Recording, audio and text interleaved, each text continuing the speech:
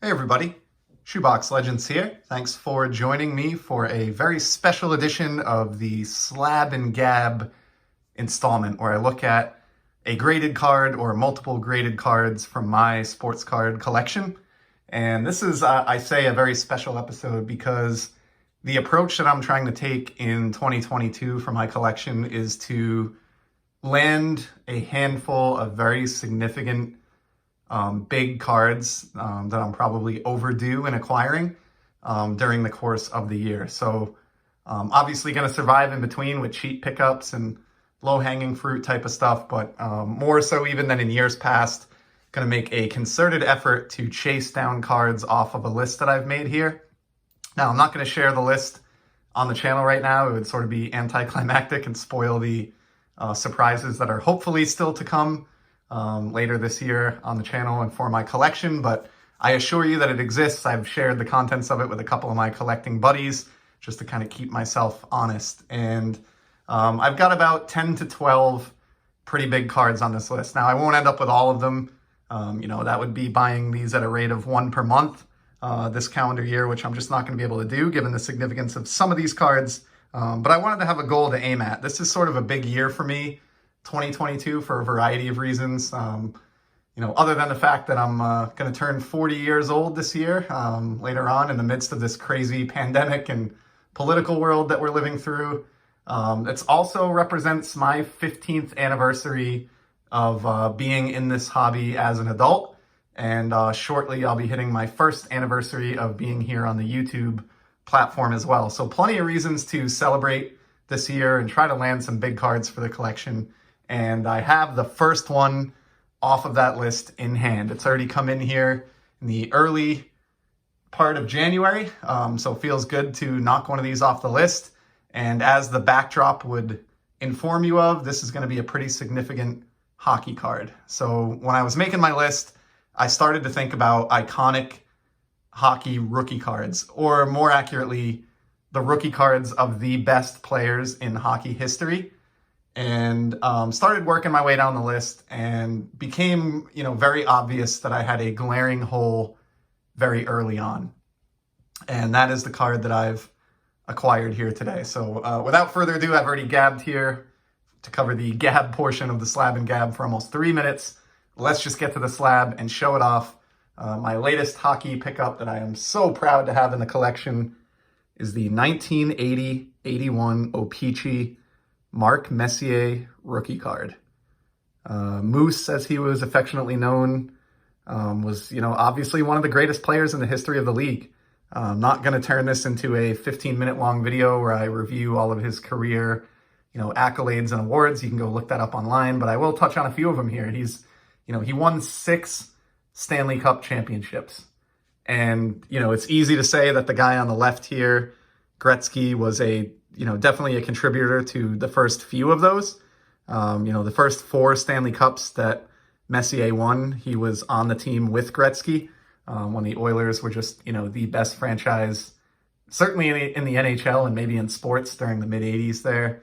However, what I think is interesting is that once these two stars parted ways and Gretzky left for Los Angeles in that famous trade in 1988, he never won another Stanley Cup. And on the flip side, Messier won another one with the Oilers in 1990 without Gretzky. And then even more impressive than that, he went to the Rangers in the 1991 season where he'd stay for a few years.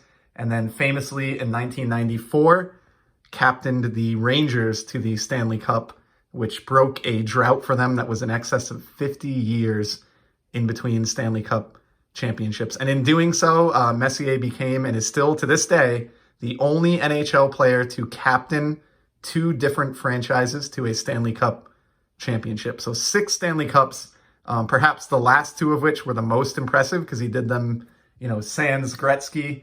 And even in 94, when he was getting up there in age, he was still a very important part of that New York Rangers Cup-winning team. In fact, he scored the game-winning goal in the Game 7 game of those Stanley Cup finals. So getting his rookie card is a big deal for my hockey card collection. And really, I arrived at this in a very basic sense. I started looking at the all-time career points leaders for the NHL. So Stanley Cups, and other accolades aside, like he won a playoff MVP and he won multiple regular season MVPs.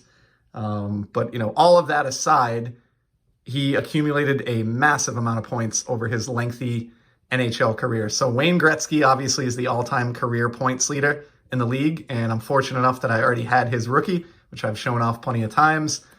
Recently picked up the Yager rookie. He is second all-time in career points behind Gretzky. Got this nice upper deck slab to put that one to bed.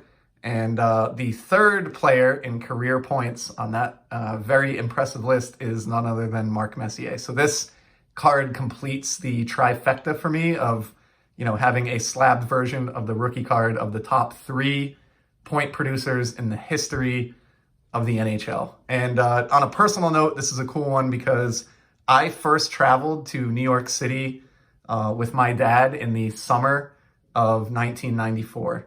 And it was to catch a Red Sox-Yankees game. We spent, a weekend there together in the city, and it was just mind-blowing to me as a, would have been at the time 11-year-old kid, just seeing the sights and sounds of New York City and the size of it all. And of course, in just the weeks before we traveled there, that was the same summer that Messier had brought the Stanley Cup to the city of New York. So the city was still abuzz in sort of the fervor from the Rangers Cup run. My dad and I even did a tour of Madison Square Garden while we were there, and I bought a Rangers souvenir puck because I was on the Messier bandwagon. I think I still have that in a box in the basement to this day. So just a lot of good memories of me related to Mark Messier and spending time with my father in the great New York City. So kind of a personal touch for this card as well. Feels great to get this in hand. This was not a cheap card. That's why it was on my list of target acquisitions for 2022. But I think I did a good job hunting down this example. So what I'll say is, it was more than $250, but it was quite a bit less than $500. So, right in that range, sort of a mid-range buy. I didn't break the bank or have to save months for this, but took a little money out of my performance bonus and put this one to bed. So I am happy with that. I got a really crisp PSA 8, as you can see here. What I loved about this card, it has a little bit of the rough O-Pee-Chee edge cut that they were known for along the top, although it's kind of hard to make out. But the centering is fantastic. So this card looks, or presents visually as well as a lot of the PSA 9 examples that I've seen out there. And quite simply, I can't afford a PSA 9. Or if I was to, I wouldn't be buying any of the other cards on my list this year because, I think it's probably a $2,500 to $3,000 card these days to get one of these in a PSA 9. So very happy that I found this strong 8 example for the collection. Here's a look at the back. It's a little bit off center on the back. I think that's one reason this may have scored a 8 instead of a 9, or certainly prevented it from being a 10. Don't really care about that. I'd prefer my centering not to be wildly off on the back, like miscut. But if it's a little bit off center, I can deal with that as long as the front looks really good, which the front does on this one. Absolutely look very, very crisp. Thankfully, O-Pee-Chee did not do the scratch-off hockey puck in 1980. That was unique to the top set. So this card, essentially to me looks kind of how it probably did spilling out of the pack, greater than 40 years ago now. So that is the first huge pickup off my list of big target acquisitions for the year 2022. Very happy to be able to share that one, and so grateful to get that in the collection and complete the trifecta that you see there of the rookie cards of the 3 greatest point scorers in league history. So certainly have plenty more to come. Hoping I'm able to cross off at least a handful of other big targets off this list as the year wears on.